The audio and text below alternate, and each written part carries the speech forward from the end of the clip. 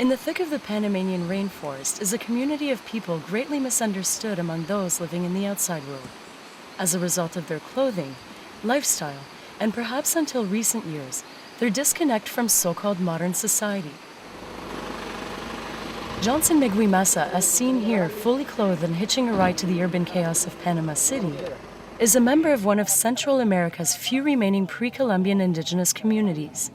The Embera people have lived in the thick of the jungle in the Darien province and surrounding areas for centuries.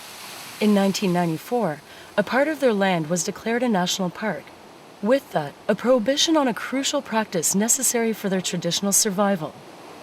When it became a national park, you were no longer allowed to hunt traditionally, so then you were forced to earn money, to go buy food, yes? Exactly. Within a 2-hour drive from the core of the capital and a $5 admission fee to the park, my guide Alex and I reached the shoreline of the Chagres River. I knew that the Embera people welcomed visitors, but I wasn't expecting this. A constant stream of tourists seeking a glimpse of indigenous culture. As an advocate for the preservation of authentic indigenous culture, I struggled with thoughts of exploitation. Many people coming to see Embera here because the Embera is autochthon indigenous tribe. As I continued to wonder whether this is truly the life that the Embera people have chosen for themselves, I am told that for the Embera Drua tribe, the benefits of tourism have in fact helped preserve the tribe's cultural survival. For us, very difficult to live inside the national park. So in 1996, the Embera people, they organized to work the tourists here like a job in this area. The tourists in Panama, they help the Embera people here in Panama. First, by providing the community with the income needed to purchase food and coexist with the outside world. Second, by allowing them to send their children to school. And most importantly, Johnson says, by providing the Embera with an opportunity to educate the world about their unique culture, and by doing so, increasing their own community's interest and dedication to preserving their traditional culture, lifestyle, and pride. As a result of poverty, an increasing number of Embera people have moved to cities in pursuit of work.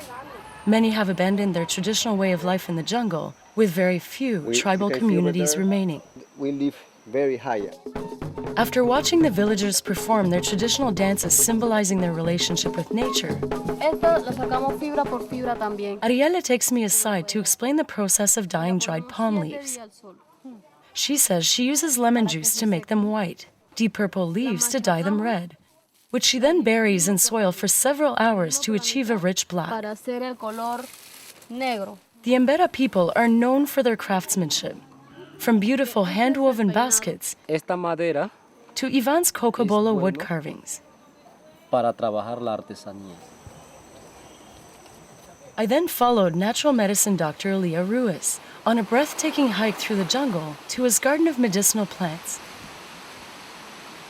Esa es la medicina. Picao culebra. He showed me this one, an anti-venom for snake bites. Pa asma. The bajarita plant, which he uses to treat asthma. Corazón. This one for heart attacks. Dolor, eso, pa eso. Another for arthritis.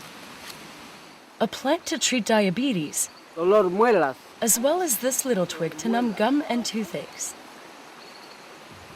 I can't feel my mouth. Cáncer. The doctor also claims that this plant can cure cancer. Yo curo con eso. I then asked him whether the outside world has taken an interest in his traditional knowledge of natural medicine. Ahora que está promocionando ya. Now it has. People are beginning to want to learn from him. Doctors from Mexico, the United States, Switzerland, and Colombia know him. They've been here too, he says. Knowing that researchers have taken an interest in what he calls the best form of medicine clearly makes the doctor happy. But as Johnson tells me later, much of the doctor's ancient wisdom of plant-based medicine remains undocumented in the written form, with most of it preserved only in the Embera language, currently at risk of extinction. As a result, some of Panama's Embera communities are now taking an active role in preserving their culture, traditions, and language, especially as they become increasingly interconnected with the outside world. For the Embera, a community of about 45 people located along the banks of the Gatun River, welcoming outsiders and teaching them about their traditional practices are just as important. From body painting believed to invite spirits to protect people from illness, to practicing traditional plant-based medicine to heal those who have been harmed. My uncle did something with medicine plant. He put in his legs and it was good. You know, they live in the forest. Just like Drua leader Johnston Meguimasa, Chief Atilano Flaco assures me that the coexistence between his community and outsiders is in fact more beneficial than detrimental to preserving a culture that is slowly being lost. He adds that widespread recognition, both nationally and internationally, has given them a voice and allowed the Embera to affirm their unique cultural identity.